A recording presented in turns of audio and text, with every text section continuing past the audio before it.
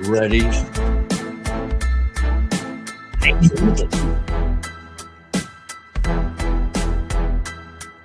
Calmness O'Leary. I tame the chaos.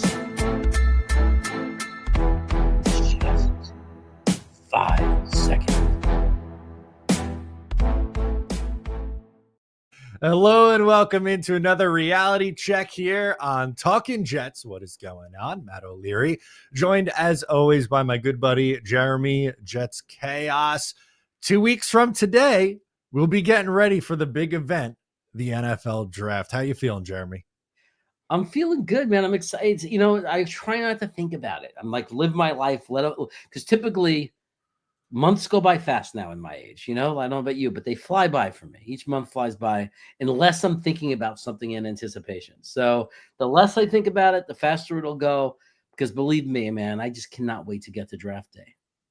It's going to be an absolute blast. And I'm sure we'll do heavy draft talk as the show goes on. But we did get some news this morning that I thought was an interesting way to start the show. According to reports, Allen Lazard is going to rework his deal with the New York Jets, and the Jets will be saving $8.5 million. What was your reaction when you heard that news? My reaction was, even if he didn't play, even if you hate his guts and never want him to play and he's the WR5, it's still a good deal because it saved us money. I mean, yes, we have a $4.5 million dead cap hit next year, but we would have had that anyway. We would have cut him post, you know, if we couldn't work out a deal, we would have waited till after June 1st. We would have divided up. There was $6 million. There was some money in that would have been affected for next year. So we would have had dead cap next year. We would have had dead cap this year. So about 3 or 4 million this year, and probably I think it's even more next year, or it depends on how many years it would have went out. But at the end of the day, this was a great thing, even without considering him as a player, as a guy who can be part of the roster and contribute. And, you know, I'll talk about him as a player soon because I don't want to say too much without you getting your turn to talk. Yeah, I was going to say, I think the big thing for me is what I highlighted. Shout out to Jason Fitzgerald from Over the Cap. He was on this first early this morning, still the middle of the night where you were, but I woke up to this news around 7 a.m. this morning. And Allen Lazard's cap number is going to drop from $3.2 million to $4.6 million. And I have mixed feelings on this. And let me explain. The positive is that the number's lower, and like that's a win no matter how you feel about Allen Lazard, or no matter how you slice it. I want to make that very clear. I am a little bit worried that due to the current depth chart on the New York Jets, that Lazard, if he does stay, is going to have to play a bigger role than we would like for him. Like if he was staying as like a fourth or fifth wide receiver, makes it a little bit easier. As of right now, he's probably wide receiver 2 on the depth chart behind Garrett Wilson.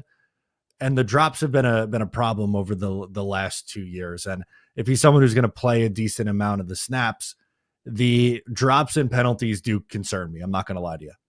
Oh, absolutely. You know, I mean, the reality is he's, you know, someone's saying it and joking about it, but it's true. He's the second, he's the only other boundary receiver, really. Right. I mean, if you think about it, I mean, there's no one you could really name. I mean, he's the number 2 boundary receiver, but you know, obviously there's still an entire draft to go. So, you know, and I did a video on that of how does this impact the draft? I don't think it has any impact on the draft as far as are we going to select a wide receiver or, you know, get a wide receiver in the draft? I think it could impact when, right? This might be a Band-Aid to say, you know, and this is all just, you know, just opinion and, you know, whatever theory, but it could be our plan is, you know, they might have a plan. Oh, we're going to wait in the second round. We're going to try to get Jaden Higgins. We want Higgins. That's our guy. We want him in the second round. That's what we're trying to do. Right. And it's like this Lazard thing might be, if it doesn't happen, we have to have something to fall back on because there's no one else we like that we can trust that could start day 1 in the second round. This could just be the way they're thinking. And it could be that they get Higgins and they trade Lazard or not. You know, maybe he's the guy, the reserve boundary receiver, WR4 behind, you know, because the slot's the WR3 technically. Maybe that's the case. We don't know. We don't know. But as a player, yes, I'm concerned about the drops, but it's amazing. I think that he's both overrated and underrated by fans at the same time. Okay. I think that the fans that are saying he's a great run blocker are overrating that, because do a 13 personnel if that's all you care about. I mean, you could throw a third tight end out there and line him up in the slot or on the outside and have him run block if that's what you're caring about. So that's a little bit of an overvalue when the best thing you could say about your boundary receiver is he's a good run blocker. I mean, that's a nice thing when you're adding it on to being a good boundary receiver. It's not the thing you want to be the number one thing you say about him to describe why he's valuable. But at the same time, he's underestimated because we tend to get so emotional as Jet fans, and we're making it out to be that he's much, much worse than he is. I understand he had a terrible year, the year when Rodgers got hurt, but this past season, before he got injured, he actually did some good things. He actually had some good value in the red zone. So it wasn't. It's not a WR2 in my opinion. I'm not happy about it. I'm not saying that, but I think people are being a little bit extreme when we talk about him like he's this terrible, unrosterable guy. And there are people that talk about him that way. And I just think it's a bit of an exaggeration. If you don't like his drops, then you sure as hell don't like Reynolds, because Reynolds is worse. The Reynolds, what was the numbers that you texted it to me? So I'm going to tee you up for it. I looked at the career numbers and did the math of what is their ratio of targets to receptions. And Reynolds came out when I did the math when I did that division as 58%. So 58% of the time that you threw the ball to Reynolds, it turned into a reception. It doesn't mean drops. It could be bad throws, but you got to figure both of these guys have real long careers. So that stuff balances out. Garrett Wilson has a 62% ratio. So 62% of the passes not Garrett Wilson, I'm sorry, Alan Lazard. So 62% of the passes attempted at Alan Lazard are caught in completions, whereas with Reynolds, it's 58%. So look, that doesn't excuse Lazard, but I'm just saying. And also Reynolds gets paid a lot less than even Lazard. I mean, it was a cheap $2.7 million deal. I understand that, but it doesn't feel like the hatred is there as much for Reynolds as it is for Lazard. Yeah, I think it's so PFF has the drop rate. They essentially do like the percentages. They track how many drops there were on receptions. And last year it was 8 drops in 12 games they had Alan Lazard for, which was 17.8% of his targets, I guess. Reynolds drop rate was, give me a second, none in 2024. He didn't play a lot, but if you go the year prior in 2023, 9.4%. So a part of me wonders if it's usage with the catch percentage, because that's valuable. I'm not, dismissing the catch percentage, but I'm wondering if they were more using him in Detroit's offense as like, we're just going to throw it up to him and see if he gets it, sort of a thing. Yeah. And that could be a factor. That could be a factor. But when you look at the number, I mean, and that explains some of it, right? But there's a reason that Reynolds doesn't have tons of production in his career, right? Where 650 yards receiving was a good year for him. There's a reason for that he never emerged as a top receiver, right? And then, things like that. Again, it's not like we're doing a little bit of sample data. When I look at their entire careers, and yes, some of it might be situational, but there are plenty of games when you look at Reynolds' games, 12 targets, 6 receptions. And you have to think that some of that has to do with drops or just not having the range to make the play. Maybe it's not counted as a drop, but he's also not going up there and getting it. You know what I mean? Like, there are guys who, it's not a coincidence that the best receivers have way higher percentages, right? Like, typically you throw the ball at them 12 times, they're going to get it 8-9 times at least. Exactly. So there's some reason for that. It might not be about drops. It might be about range, about the ability to go up and make fantastic catches, whatever it is.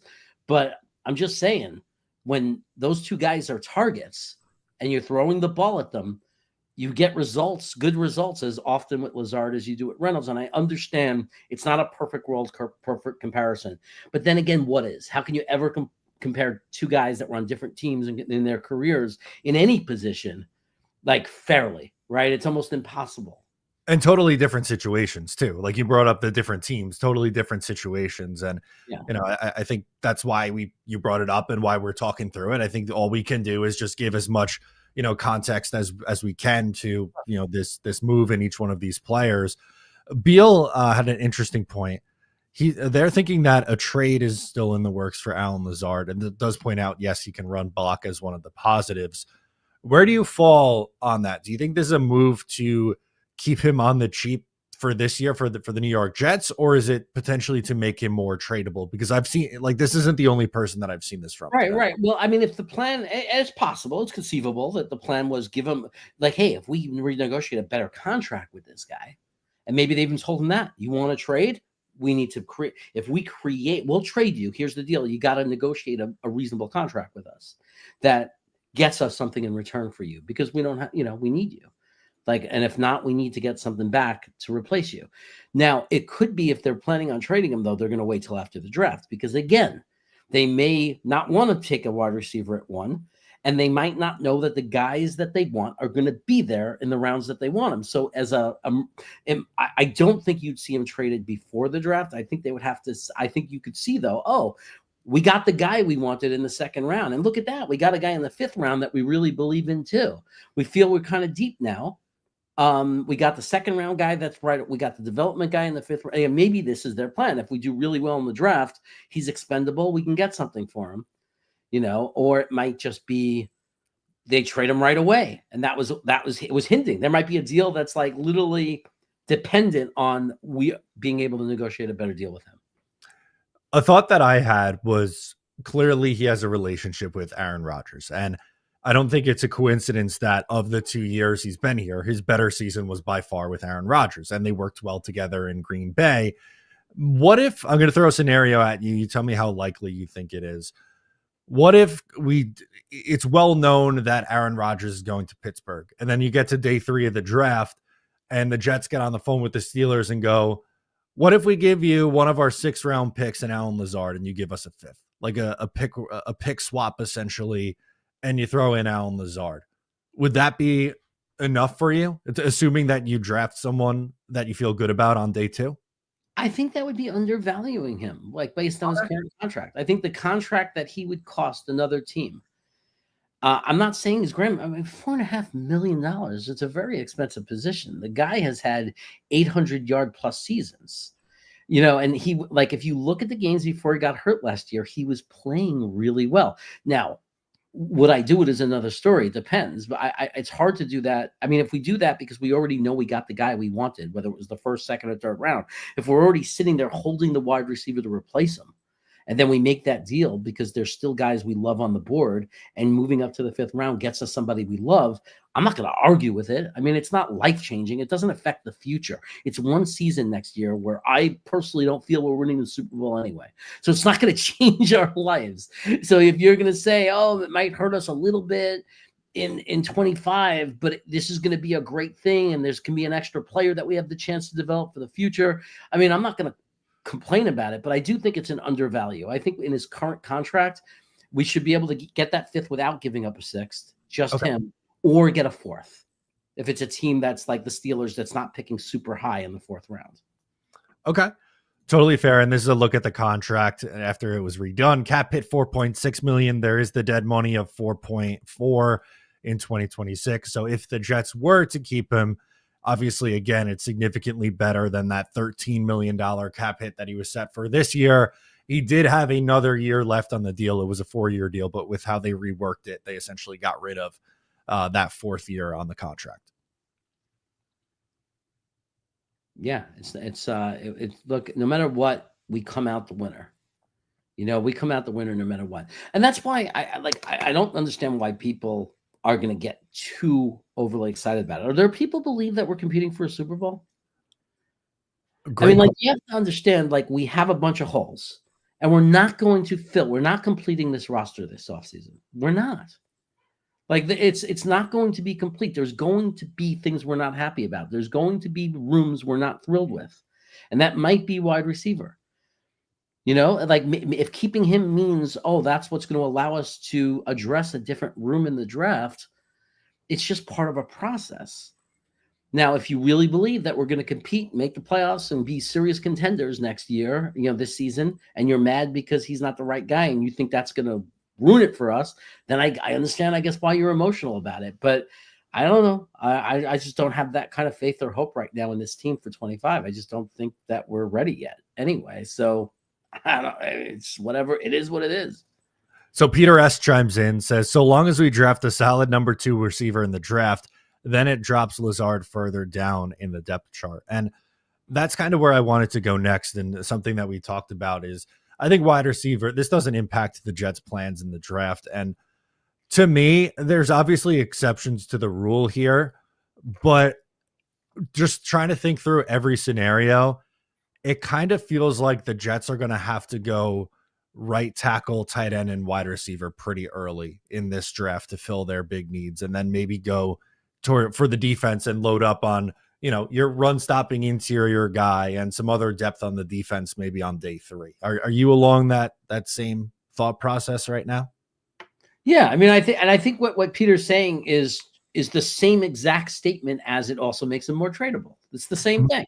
It's like, if we draft a solid 2 wide receiver that's ready to start, day 1 and be the other guy on the boundary, then it does both things for us. It makes Lazard either good trade bait, and if we can't get the right deal for him, it gives us a solid WR4. If somebody gets hurt, you have a guy. I mean, how bad are we going to act like this guy is? He can't even be your WR4, that if somebody gets injured for a couple of games, comes in. I mean, this guy 3 years ago was like, he left Green Bay as the WR1 Rodgers' final year. That wasn't ideal, but he was. And again, look at his numbers from the first 5 games last year. And compare it to any other WR4 in any other team. Like, yes, he's not the ideal WR2. He's not the guy we want starting opposite of Garrett Wilson. We all agree on that. Very few people would argue that that's the guy we want. But now we're going to sit there and say he's not even valuable or have any value as an inexpensive WR4 in case somebody goes down. I don't understand that. Yeah, so I was going to highlight the first, I would say you might even be able to go to week 6, Jeremy. So I'll pull it up right here. His numbers from last year. So 6 catches, 89 yards, and 2 touchdowns in week 1. That was obviously a great performance from him. Then only 2 catches for 11 yards in week 2, but 3 for 48, 5 for 58, and then 4 for 34 and a touchdown. And then finally you get to Buffalo, 6 for 114 and a touchdown. He had he was the one who caught the Hail Mary pass in that game, no? I think so. Yeah. So, I mean, that's 5 touchdowns in the first 6 weeks of the season. It's pretty good. He was clearly one of Rodgers' favorite targets. And then second half of the year, it got very quiet. Granted, they brought in, Devontae Adams by this point, and he moved down. He got banged up too at some point. Right. As you saw, he missed time from week 8 all the way to week 14, and then really wasn't the same after that. Had, 1, 3, 6, 7 catches after returning from the injury. Right. But at that point, Devontae Adams is on the team and going off. Right. Devontae Adams was going off at that point. Sure. And he gets pushed down the depth chart. And if you're asking me, would I rather have Allen Lazard or Xavier Gipson on the roster? I'm taking Allen Lazard, obviously. So my worry, and it's just a worry, I'm not saying he can't do it, is we saw all this production with Aaron Rodgers, and I'm wondering if he would be able to replicate it with someone that he doesn't already have that built-in chemistry with. Oh, definitely. I mean, that's why, I think that it would be nuts if he started the season. I mean, if we're fighting for the playoffs here, because I'm not saying that not winning the Super Bowl means it's significant to make the playoffs. If we have a chance to make the playoffs, we want to make the playoffs. We want to put the best team we can. We want to give it our best shot within reason of not sacrificing the future, right? Like you don't go all in on a year like this and then crush the future to try to make the playoffs. But it's absolutely a concern. That's why I don't want him as my WR2, because we saw what he did when Rodgers went down, in 23. We saw how, it was terrible. It was like he was not good at all. So I don't want to rely on that. I don't want to gamble on that. We don't know which Allen Lazard we're going to get. But as a WR4, if we can't trade him, as a WR4, that's costing us $4.5 million this year and next, a total of $9 million spread out on 2 years. It's worse situations to be in than that. I mean, again, like if they trade him, good. Anything we get for him is good, especially if we draft somebody to replace him. If he's our guy, I hope that because he's our guy, that allowed us to draft somebody else and make some other room better. Maybe that's why we end up with a better safety or a better defensive tackle, or, we benefit in some other way. Christopher chimes in and says, draft Higgins, Besh, Harris, Williams, one of those guys. And then you could maybe go Warren Higgins, Trapilo, or if you prefer Membu, then obviously you're swapping out probably a tight end in the third round there. That feels like the logical path here for the Jets to fill out the rest of their offensive needs. Yeah, I mean, I would love to see them go. I would have no problem with them going first 3 rounds offense. I really wouldn't. There's definitely combinations. So I'd be, if they went Membu's, Higgins, Gunnar Helm, sure, or Arroyo or whatever. If they did that for the first 3 picks, or if they did Warren and Josh Connolly, or if they did Warren and then got in the second round, Mason Taylor in the third round, Ozzie Trapilo, there's a lot of combinations that I'm totally happy with. And then in the 4th round, you get your defensive tackle in a deep draft, but again, you see how it keeps coming back to us. Unless we trade down and get another pick, we're going to miss one of the rooms, 2 of the rooms. Like, we're going to have holes. This team is not going to be complete because if you do everything I just said, then you don't have a safety. Now you're waiting for the 5th round to the safety. I don't think Jonas Anker is going to be there in the 5th round. No. Or in the 2nd pick in the 4th round. I don't think he's going to make it into the hundreds. I really don't. So, and after him, I don't see anybody that I like. So, it's going to hurt. That's why we need these players to hit, because any player you pick, there's a cost to that in some other position that's going to be hurt. That's going to hurt us. So we really need to nail our picks. And that's what I was going to say too, is my preference is in some order for the first 3 picks, right tackle, tight ends, and a wide receiver. But as you brought up, well, okay, you're potentially taking a weaker interior defensive lineman. And okay, you might not have a great strong safety next year. So maybe they work someone in on the defense in the first 3 rounds. Like, I know Tyleik Williams, we've talked a lot about as a guy in the 2nd round, maybe that they could target. Winston, right, the safety from Penn State, is a guy that a lot of people like in the 2nd and 3rd round at the position. So you can make the case for going other ways. Unfortunately, like, you don't have 5 picks in the first 3 rounds. Like, you can't fill every single hole. Right. And Shitty is going nuts. He's saying, do you think it's wise not to take a defensive tackle? Look, dude, no, I don't. I want to take a defensive tackle in the first 3 rounds. I do. But understand, then you're putting a hole somewhere else. Do you think it's wise not to take a strong safety? Because if we don't, we're not going to have a strong safety this year. That's good. Who are we putting out there with Cisco? Who's playing strong safety for us? You happy with Mills, the guy that we got off the garbage heap? Because that's our strong safety. And he's not even signed. He's still a free agent. He's not even signed. I mean, where's your strong safety? I'm just trying to make the point. You're right. We can't fill the roster. We can't fill the full roster. We can't get everything we need this year. We just can't. Unless there's some guys in free agency left. I don't know. Now, Chitty, I agree with you. I think it's easier to find a strong safety than it is a defensive tackle. And I think that, I'm just giving scenarios. My preference, if I'm the GM, I'm taking a defensive tackle with the 3rd round pick at the latest, because it's such a deep draft, because there is good quality.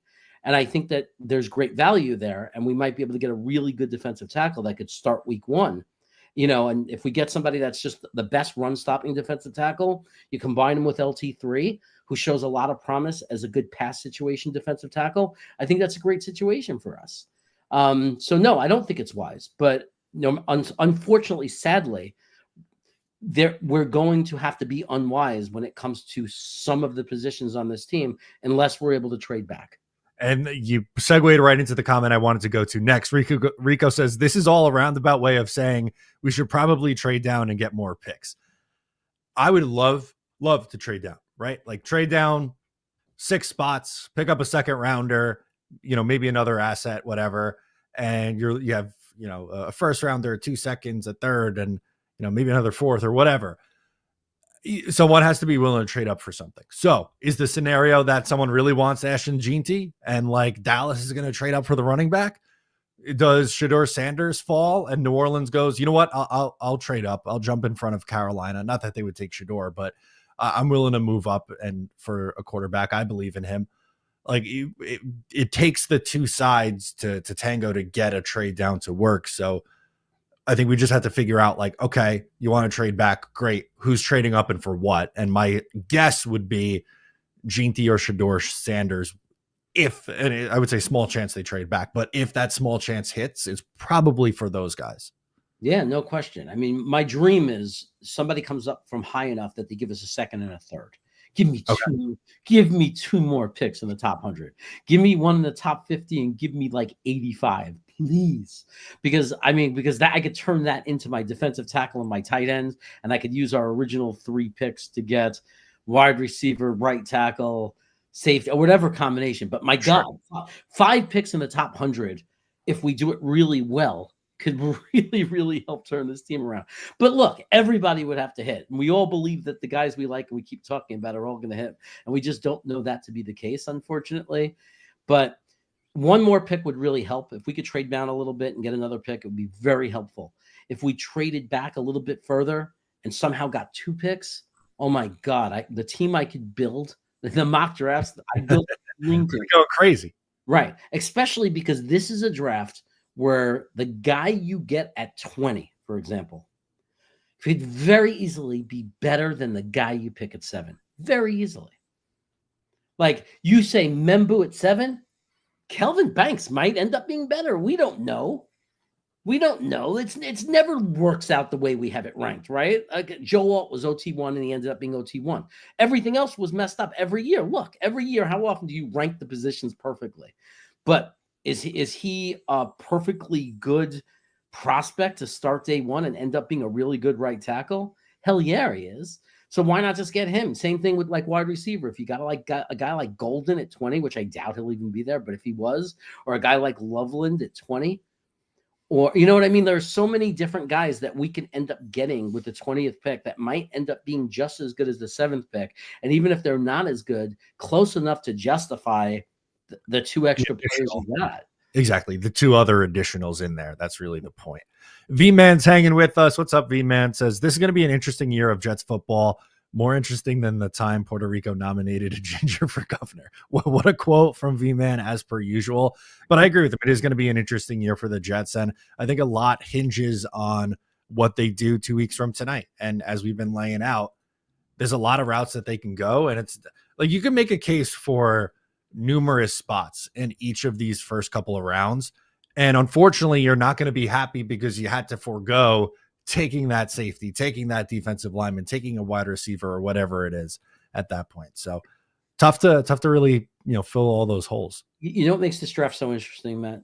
Honestly, as hard as everybody could fight over Membu versus Warren or whatever it's going to be, I think the hardest decision is going to come at 42. If we don't trade down and we only have the picks we have, I think 42 is going to be so much more difficult than at 7. Because 42, we talk about so many guys that can be there, that might be there. Let's say we didn't take a right tackle. We took Warren and Connerly is there.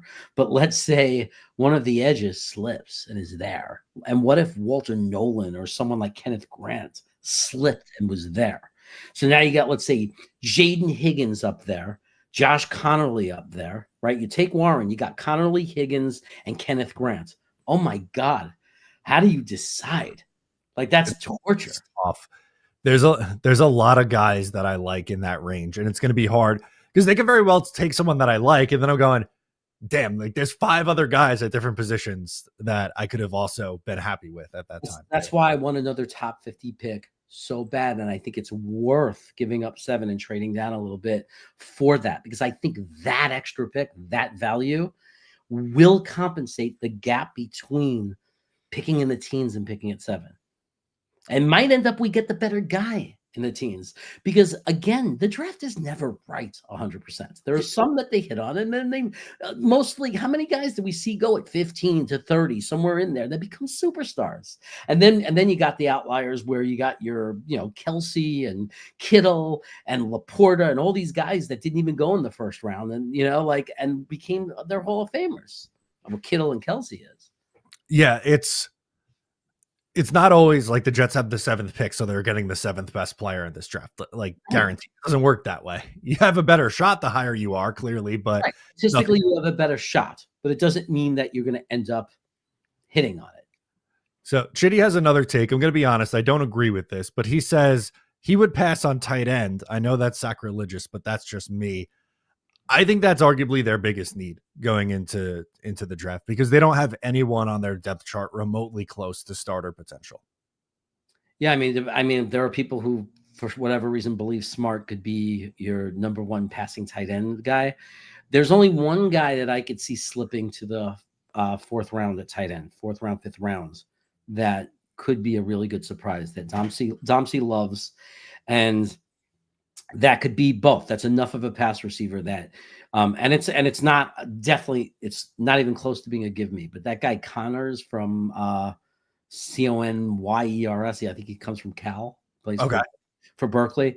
I think there's a player that Domsey loves, and I looked at the film and I saw what he liked. Great blocking guy, seems to be pretty good receiver. That's like the one guy I think you could steal in the late rounds that we know of. I mean, obviously there might be some hidden treasures. It always turns out that there is, it seems. But that's a guy I could see, okay, if they took him in the 5th round and then came back in the 6th round and took Jackson Hawes, now you pick 2 tight ends. You got one that is the best blocking tight end, and you got one that's really good at blocking that also has some hope or potential as a receiving tight end. Yeah. It's going to be interesting to see how they approach that, because it's not just Tyler Warren in this class at tight end. I think clearly he's the best one. Loveland's good. I think he's going in the 1st round. I'd be surprised. I think his floor is the Chargers at 22. I don't really see him go much further. Is that who you're talking about? That's not Cal. That's the guy I'm talking about. So, Jalen Connor. Okay, out of Texas Tech. Yeah, there we go. That's my guy. There's somebody else from California I really like. I forgot. Believe me, I got 150 guys in my head. I was going to say, at this point, we've how many hundreds of guys in. Oh, it's you know what? California has the cornerback that I like, Noel. Okay. Noel. Okay, there you go. Yeah, but point being, in the draft, there's many ways that you can go about trying to fill the hole. They just got to get it right. Like, I don't care if they take Tyler Warren, great. If not, well, you got to be right on day 2 or day 3 if that's your plan. Then Rico knows our guys, man. He's like, no Williams, right? Like, he knows all. Yeah. he nailed it, dude. Yeah. Absolutely nailed it. There was our guy Peter S had a mock that he put in here that I wanted to pull up. I was scrolling around. I'm trying to find it again. Give me a second here, Peter. Yeah, here we go. I had a mock where we traded back with Dallas, got 2 more picks, and still weirdly got Membu, Grant, Higgins, and Helm as the first 4 picks. If there's a world where that's possible, that'd be incredible. Kenneth Grant has slid on some boards, but you know what? It depends on which mock draft or which simulator you look at. There are some where Membu could, I 100%, I'm pretty sure it's not going to happen. But Kenneth Grant, there are simulators and there are rankings where he's right around in the 40s. Now, I think it's crazy. It doesn't go with what Dom C believes and what he's convinced me to believe, but there's a world where he's there, and it could be because of the depth of the position. Because you got guys like Tyleek, you got guys like Walter Nolan, you got all these other guys. So what's his face? Man, there's so many. I'm like Derek Harmon, Darius Alexander. Yeah, I mean, like there's so many that any of those guys might slip to 42. Even Alfred Collins. I feel like I've seen mocks where he goes at the top of the 2nd, and then other times where he's still available for the Jets in the 3rd round. That's another guy out of Texas who would be really good in the run game as a defensive lineman. Yeah, and everyone's got to understand, you could argue Campbell's the OT1, you could argue Membu's the OT1, Dom C likes Connerly. One thing is for certain, None of these guys are blue chip picks. Like we No. have to understand, none of them are blue chip, right? And I will say that not even as the strongest opinion I can give, because I know no one could talk factually, but it's the strongest opinion I can give, because if you watch film from last year, Joe Alt is a blue chip pick. Yes. If you watch Joe Alt, that's a blue chip pick. There's no tackle in this league right now coming out that's film is anywhere close to Joe Alt. There's no comparison. All of them are very human, and they have every game you watch them, there are reps they lose, there are reps they're out of position. Overall, they're good. They're good prospects. But if you watch Joe Alt, it's like maybe you could find one or two plays in an entire game where he even doesn't have the leverage or the hands in the right place. It's ridiculous. He was a blue chip pick. Yeah, and there's no one like that. And last year's first round on the offensive line was very unique. There were, I think we counted recently in one of our recent shows, so there was 9 guys, offensive linemen, 7 tackles, 2 interior guys that went in the first round. This year is not really like that. Right. Well, it's scary when you say that and then consider like Will Campbell would no way be top 5 OT last year. Like if you go by overall rankings and numbers, and maybe if you love him more than anything in the world, you argue, yes, he would, our OT4, but are you going to put him over Alt? No. Are you putting him over Fasciano? If you go back and watch film, I mean, there's no way you could put him over Fasciano. And then can you put him? I say you can't even put him over Fontenot, and you certainly can't put him over JC. So, I mean, like that's number 5. That's already OT5. What about my guy Fuanga? Well, that's what I meant, not Fontenot, Fuanga. Like I wouldn't put him over Fuanga, but at least that you could start debating. Like that's where the debate could start. But with those other guys, there's not even a debate. Like it's not even an argument. Like there's no, like maybe because you love him this year, you're making that argument. But if he was in the same draft, there's no expert. There's no film you'd watch where you would ever rank any of these guys with those top 4 guys. It's not a realistic thing. It's not. And we got our first super chat of the day. Shout out V-Man. Thank you for your support. It says a few things. What's your gut feeling on this draft? What's your pecking order? What guys you want for round 1? And also sent the picture of the president from Puerto Rico. All right. So let's pull up the president first to talk about V-Man. I would not have guessed that this is a president in Puerto Rico. So that's bizarre, but we'll take that. Thank you for the history lesson, V-Man. I've met ginger people from Puerto Rico that are gingers. Like, this is not the first I've seen of this. I went to Puerto Rico to a friend's wedding. I spent 10 days there, and there were gingers all over Puerto Rico. And living in New York, I've met people from Puerto Rico that are redheads. So, but he does look a little like you. Like, like maybe that is your Puerto Rican doppelganger. It could be. I will absolutely take that. I think you might be onto something here. If I was Puerto Rican, this is what I would look like. I wonder if he's celiac. Yeah, right. Imagine also has a gluten allergy, celiac disease. That'd be something.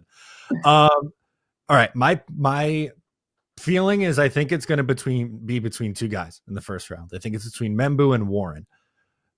I would take Tyler Warren, but if I was guessing today what the Jets are going to do, I think they finish the offensive line and go Armand Membou. What's the deal for the first round? Well, it kind of fits his model, right? I mean, and I'm not saying this means everything. I know it's different people, different draft, different team, different everything. But the Membou pick kind of looks a little bit like what they did in Detroit. Like when they built that team, what did they do first? What was the first thing Detroit did when they had that terrible roster and they started to convert it? They got the left and the right tackle, and then they went for the edges, right? So it was like, it feels like the first thing they really did was obviously they went and they traded and did a quarterback thing and they did a lot of other things. But the first thing was they made sure they had 2 freaking tackles on that team. Yeah. And built up that offensive line. So if he believes in that philosophy, those guys in that room have it, believe in that philosophy, then it's hard not to imagine, it's hard to wonder, like it wouldn't be shocking if they picked Membou. It would kind of make sense, right? It was like I've always said, like, I'm tired of like having the specialty players, having the guys, and then we suck because we can't block for them. So I'm all about it. Like, build in the trenches. Have a freaking offensive line that can protect your quarterback and open up holes for your running backs, and then get me a defensive line that can pressure the other team's quarterback and help stop the run. Start in the trenches, and then you add on the icing on the cake, and those are the specialty players. And I mean, like, how could anyone get mad at the idea of you already have from left to right Fashanu, John Simpson, Tippmann, AVT, and then add Membu in that mix? That has the potential to be a top 10 line in the league if they're all healthy and it clicks. Right. The athleticism on a team like that, the run blocking, because they all, like Fashanu was known in college as pass blocking, but his rookie year, he was ranked much higher as a run blocker and he looked great, right? Especially as the season went on, he got better and better. Then you look at Simpson, who for the last 2 years has been excellent run blocking, really physical, dirty player, the kind of player we all love. Then you got Tippmann, who is definitely a strength, is run blocking, right? Super powerful guy, very athletic, can get to the second level. You could stunt him around the line. Like, he can do all of that. You put him with AVT, who we all know his athleticism. And then oh my God, then you bring in Membu, who's very athletic and get to the second level. He can wrap around. He could sweep. He could do outside zone. He's strong enough to help with the power gap if you want to run power gap. Whatever offensive line blocking scheme we're going to run, these guys have the athleticism to do it, which is really nice. It is really nice. And it would make life a lot easier for Breece Hall and Justin Fields and Braylon Allen and Isaiah Davis too. And I think we all think the Jets are going to be a run-heavy team this year. So if that's their plan, then I get it. I totally get it. Yeah, and as Duncan points out, I agree. A beautiful thing about why I think that a smart move is either offensive line or make sure you get that tight end is this very reason. Couldn't say it better myself. Yes, tight ends also is a blocker, especially in this scheme that we're probably going to run based on the way they're talking, the way they're going to design our offense. I guarantee you we're going to run a lot of 12 personnel, and we're going to have a tight end out there that is going to be the sixth offensive lineman. Now, I don't know if that's going to be the guy we draft, if that's going to be Warren. Warren's a great blocker, but I see him more as the guy that's going to be in space, which is just as good. Run blocking in space, in front of leading your running back is fine. There's nothing wrong with any of that. But I think that if we might double dip at tight end and bring in a guy like Jackson Haas, and that's going to be the guy that you're running as your sixth offensive lineman. I'm totally with you on that and Duncan too. Good call out from Duncan. So the example that I was going to bring up, the Jets did this against Pittsburgh this year and it worked. Going up against Pittsburgh, obviously you have to face TJ Watt and he's a game wrecker no matter how you slice it. And what they did was they had Tyler Conklin next to Morgan Moses a lot during that game, and he would help chip. And sometimes he would stay in, other times he'd go out for a route after that, but he would help and chip TJ Watt every time. And if you look at the numbers, Watt didn't have a big game. The Jets lost obviously against Pittsburgh, but it's not like, TJ Watt wrecked the game with 3 sacks and a fumble, so they were able to contain him that way. And I think that would be the thought process that I and Duncan have for going tight end. Right. If it's a Chuck Okorafor that ends up starting, or if it's a third round tackle that starts, you have the guy who could help that guy out in tight end. Right. I'll say if you go tight end first round, in my opinion, you must take a tight end in the second, a right tackle in the second round. Yeah. You must. You can't gamble that Trujillo is going to be there in the third round. Like, to me, the rule is if you're going to take tight end, that's fine, but you have to take a right tackle in the second round. You absolutely have to. Right. The only reason why I'm not jumping up and down and screaming that it has to be Warren, the only reason is because this is such a deep draft and there are so many tight ends, not only there in the second round, but in the third round. And that's my only reason why I'm saying, yes, I will have no problem if they take Warren. I have no problem with that. I'm pretty much split on Membu and Warren. I really am.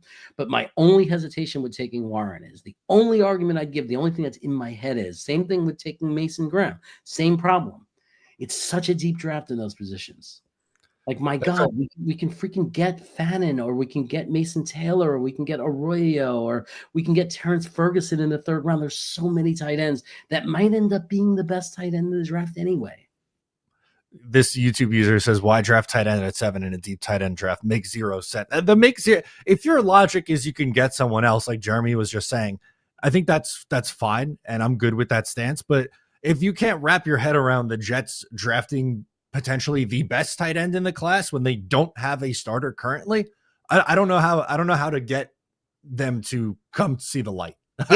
Yeah, that's why I'll never say there's anything wrong with drafting Warren. We don't have a tight end, and drafting Warren would tell me we're not gambling, right? Because all those guys I named are more of a gamble. Like Terrence Ferguson might end up being the best tight end. He also might be a bust. Same thing with Gunnar Helms. Same thing with Mason Taylor. There are little things and concerns and weaknesses with all those guys, but there's also upside with them. So at the same time, as much as we like them as prospects, there's no question in my mind. Tyler Warren at 7. Out of the guys that will most likely be there, without argument, is the safest pick. If you want the safest pick, the guy that has the highest floor with the guy that has the best chance to be a Pro Bowler in his position, you will not convince me there's a better guy than Tyler Warren than that. Correct. Which we don't know. And then a follow up here. And then we have some Jets, not really news, but something interesting popped up on the timeline that I want to pull up. How much better will Warren be than Mason Taylor?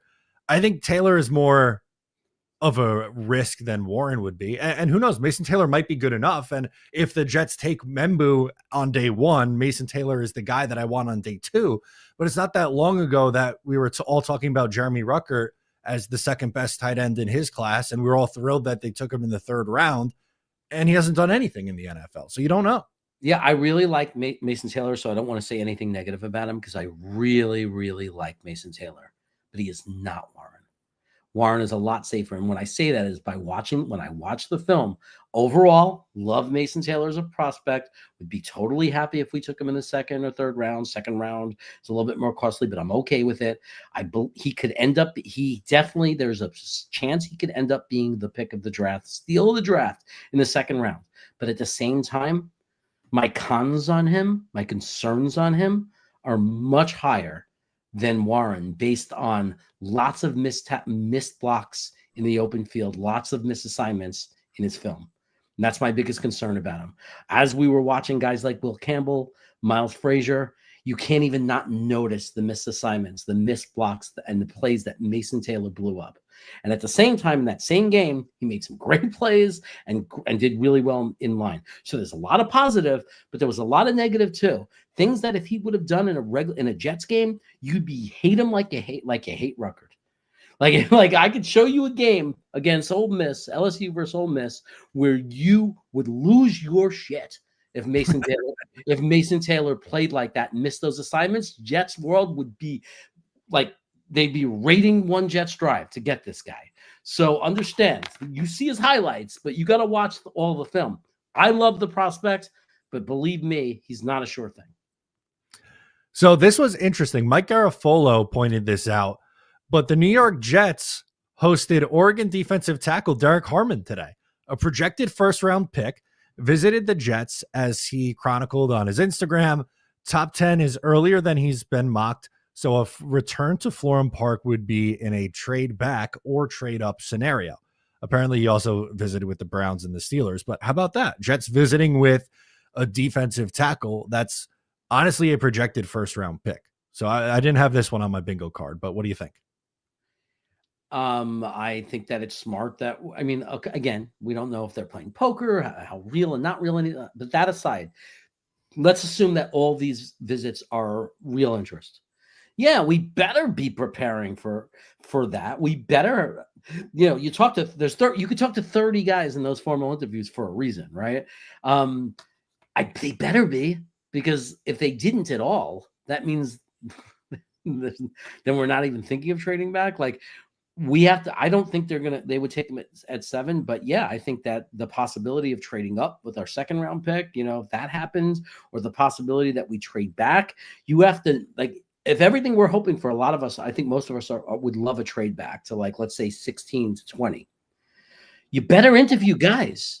You better have guys that you want to pick at 16 to 20. You can't only talk to the top guys for 7. You actually have to consider also who's going to slip. Who's going to be there at 42? You're going to have to talk to those guys. Some of these guys slip. It happens every draft. Guys we never dreamed would be there are there.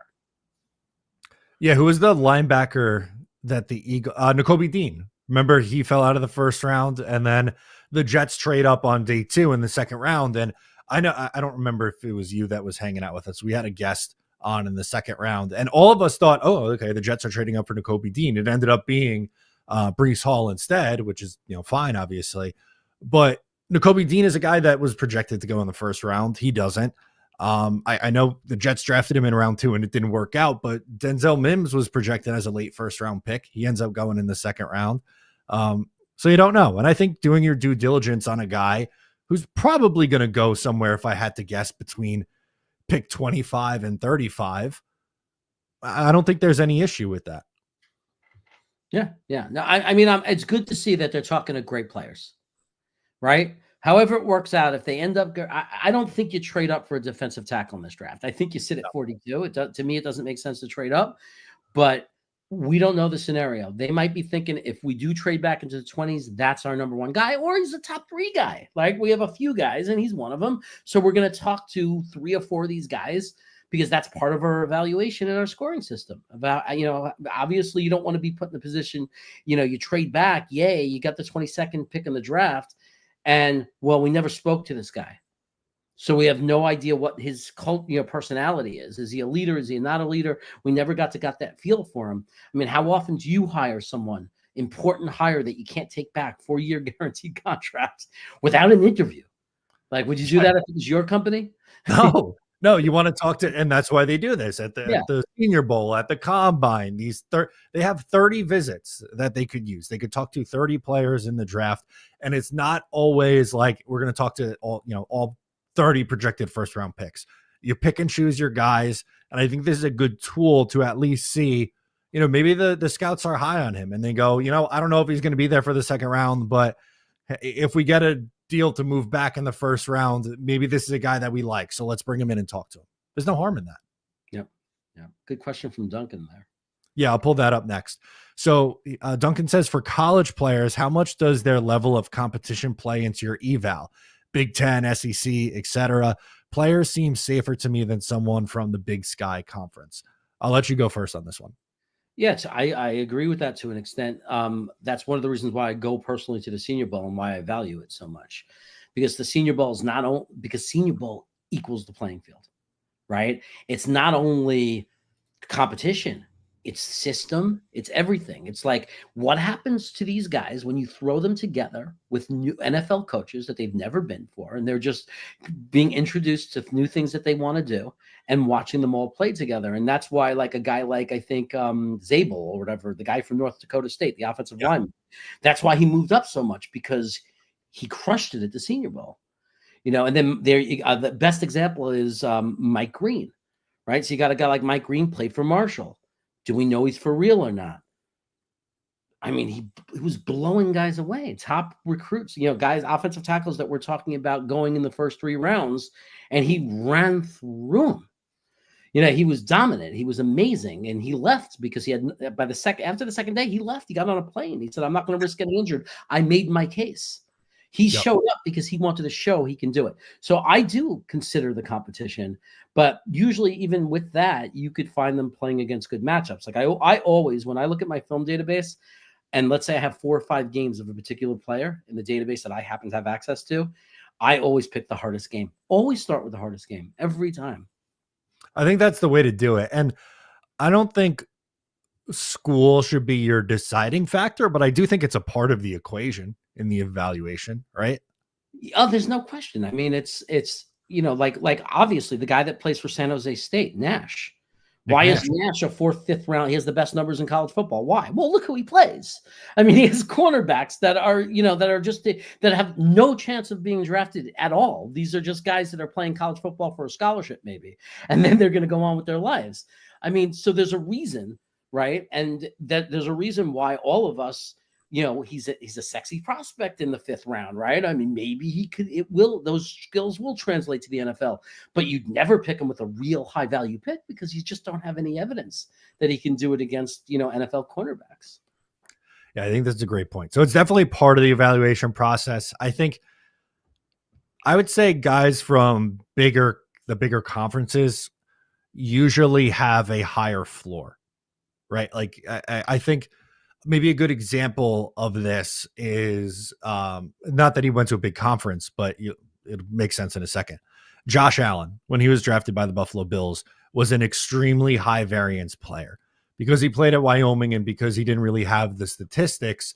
There was major risk in that, but the Bills were betting on the upside, and that was an example where it clearly worked out after a couple of years in the league. Unfortunately, the Jets did something similar with Zach Wilson a couple of years later, and that very obviously didn't work out, and the competition probably played a factor in why it didn't work out at the NFL. You truly don't know, but I think if you're going for someone who's, quote, maybe less of a risk, someone from a big conference usually is less risky. Yeah. Green Bean is in the chat. Hey, Green Bean's hanging out with us. Let's go. He says, Green Bus, he says, Chaos just said sexy prospect. This thinner Jeremy is very frisky, Matt. We got to be careful. I love this.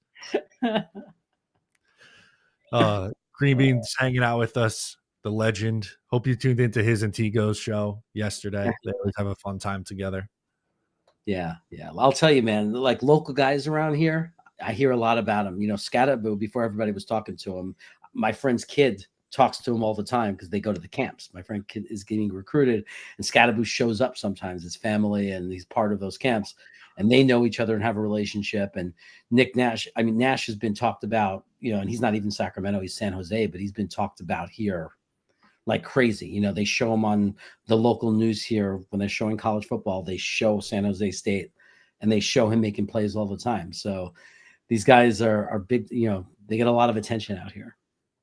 I do think it's funny that we mentioned Nick Nash and suddenly Green Bean just spawns in the chat. It's like he's got the radar went off in his head. He knew that his guy was getting talked about, so he had to log on and join in on the chat. I said the name Nash, and that was it. It was over for him.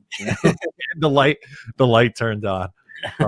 That's fantastic. So, all right, Jonas Senker. Say that a few times. There we go. Green Bean goes, I could sense it. There we go. The spidey senses were tingling there. Things you absolutely love to see.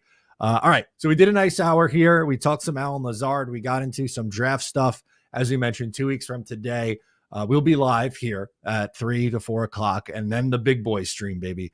8 or we probably start at 7 o'clock for the draft starting at 8.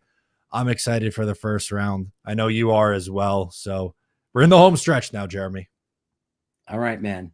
I can't wait. We're almost there. And hey, everybody who's watching and supporting out there, even the ones that are hating on me, I don't care. Thanks for watching. Thanks for supporting.